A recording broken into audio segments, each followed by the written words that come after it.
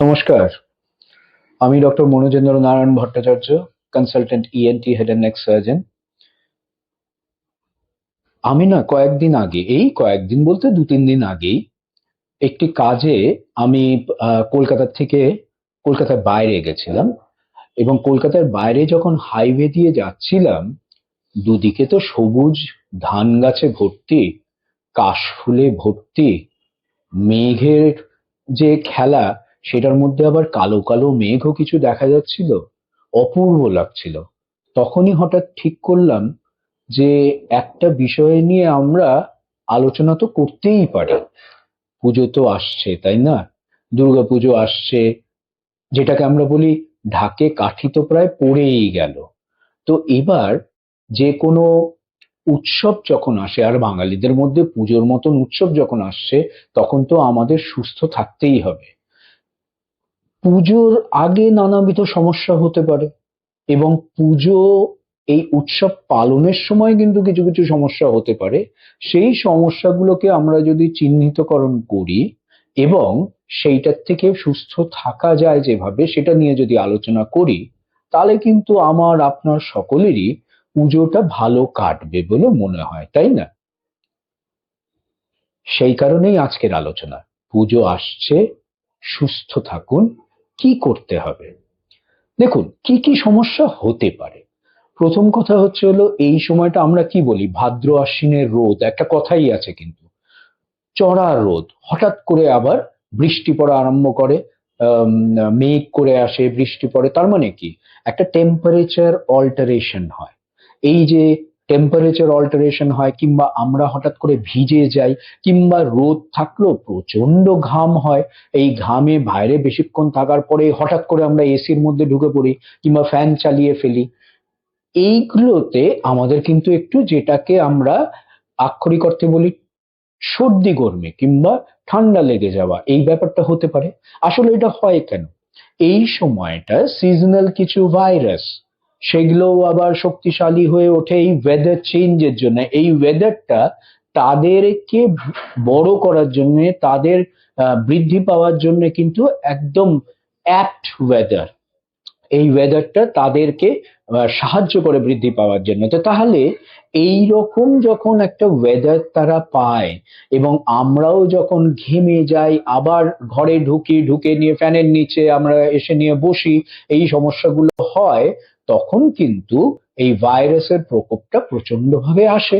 এবং এই ভাইরাসের প্রকোপটা যখনই প্রচন্ড ভাবে আমাদের ওপরে এসে নিয়ে ঘাড়ে এসে চাপে, তখন আমাদের জ্বর হয়, সর্দি হয়, গলা ব্যথা হয়, এইগুলো ভোগান্তিগুলো আমাদের ভুগতে হয়। তো তাহলে কিছু কিছু জিনিস আমাদের মাথায় রাখতে হবে। এক হচ্ছে হলো, এই সময়ে যখন রোদটা বেরোবে, তখন কিন্তু ছাতা নিয়ে বেরোবেন, এই রোদটা কিন্তু ডাইরেক্টলি লাগাবেন না। নাম্বার টু, রোদে যখন বেরিয়েছেন তারপরেই কিন্তু ঘরে ঢুকেই ফ্যান কিংবা এসি বনবন করে চালিয়ে দেওয়া, এটা করবেন না। একটু সময় নিয়ে, একটু যেটাকে আমরা বলি জিরিয়ে নিয়ে, তারপরে অ্যাক্লিমেটাইজ নিজেকে করে তারপরে ফ্যান এসিটা দেবেন। জল যেটা ফিরে এসে নিয়ে ফ্রিজ থেকে একেবারে ঠান্ডা জল, এটা কিন্তু আপনারা খাবেন না। কিংবা কোল্ড ড্রিঙ্কস, প্রচন্ড ঠান্ডা কোল্ড ড্রিঙ্কস, টা প্রচন্ড ঠান্ডা হয়ে গেছে, সেইটাই এইরকম রোদের থেকে ফিরে এসে নিয়ে ওই কোল্ড ড্রিঙ্কস খাওয়া, এটা করবেন না। এই যে সাডেন চেঞ্জ অফ টেম্পারেচার, এই যে এত অ্যাব্রাপ্ট একটা চেঞ্জ অফ টেম্পারেচার হচ্ছে, এইটাতে কিন্তু ভাইরাল ইনফেকশন, কিছু কিছু ক্ষেত্রে কিন্তু ব্যাকটেরিয়াল ইনফেকশন হওয়ার একটা চান্স থাকে। তাহলে এই জিনিসটা মাথায় রাখতে হবে। এক। দুই হচ্ছে হলো, পুজো মানে তো খাওয়া দাওয়া, তাই না? খাওয়া দাওয়াটা তো, দেখুন, আমি তো একবারে বলতে পারবো না যে খাওয়া দাওয়াটা করবেন না, কেন পুজোর দিকে আমিও তাকিয়ে থাকি ভালো ভালো খাওয়ার জন্য। কিন্তু একটা জিনিস হচ্ছে হলো, এই সময়ে খাওয়া দাওয়াতে কি হতে পারে, অ্যাসিড রিফ্লাক্স হতে পারে।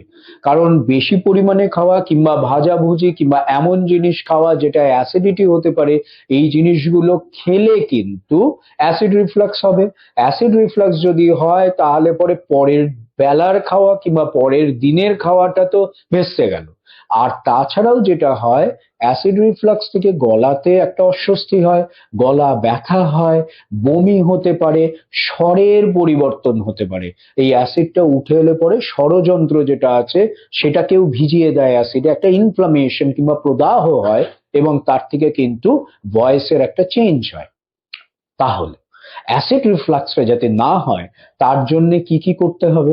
তার জন্য যেটা করতে হবে, যতটা পারা যায়, বুঝতেই পারছেন, এই ফ্রাইড ফুডস বলুন, এগুলো যদি কিছুটা আমরা ওটাকে আটকে লোভ সামলে রাখতে পারি সেটা 1 নম্বর। 2 নম্বর হচ্ছিল খুব রাত করে না খাওয়াটাই ভালো, কারণ যত রাতের দিকে আপনারা খাবার খাবেন তাতে কিন্তু অ্যাসিড রিফ্লাক্স হওয়ার চান্সেসটা বেশি থাকে। এবং পুজোর কয়েকটা দিন অ্যাসিডটা নিউট্রালাইজ করার জন্য কিছু ওষুধপত্র পাওয়া যায়, সেগুলো ডেফিনেটলি একটু খেয়ে নিলে পরে মনে হয় আপনারা এই দিক দিয়ে একটু সুস্থ থাকবেন। এবার 3 নম্বর আর একটা বড় জিনিস, আমাদের যখন উৎসব হয়, পার্টিকুলারলি দুর্গাপুজো হয়, 3 নম্বর একটা বড় জিনিস হয় কি বলুন তো?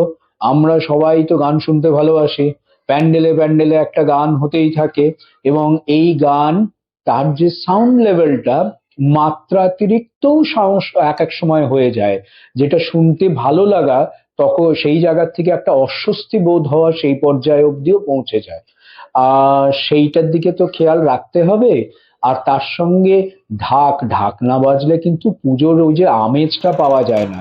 কিন্তু এক এক সময় ঢাকের মাইকের থ্রু দিয়ে আওয়াজটা এমনই হয়ে যায় যেটা কিন্তু শ্রবণ ক্ষমতার কিংবা শ্রবণ যে যন্ত্র আছে তার উপরে একটা আহ একটা প্রভাব কিংবা ইল এফেক্ট করতে পারে।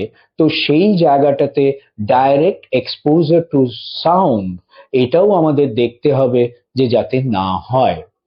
তাহলে কিছু কিছু জিনিস আমাদের ইয়ার নোজ থ্রোট ইএনটি নিয়ে বললাম, যেগুলো সাবধানতা যদি আপনারা এখন থেকেই অবলম্বন করেন তাহলে আমার মনে হয় পুজোটা ভালোই কাটবে। আপনাদের সকলকে শারদীয়ার অভিনন্দন জানাই। আপনারা ভালো থাকবেন, পুজো ভালো করে কাটান, সবাই একসাথে কাটান। কেন, পুজো এমনই বাঙালিদের যেখানে আমরা পরিবারের সকলে একসাথে কাটাতে চাই, বন্ধু বান্ধব সকলে একসাথে কাটাতে চাই। এখানে তো কোনো ধর্মের বিভাদ নেই, পুজো কিন্তু একটা মিলন উৎসব। আমরা যেন সবাই একসাথে, সে যে ধর্মেরই হোক না কেন, যে বর্ণেরই হোক না কেন, একসাথে থাকতে পারি পুজোর সময় এবং আনন্দে থাকতে পারি। ভালো খাবেন, পেটের খেয়াল রাখবেন, কানের খেয়াল রাখবেন, পুজো ভালো কাটাবেন। নমস্কার।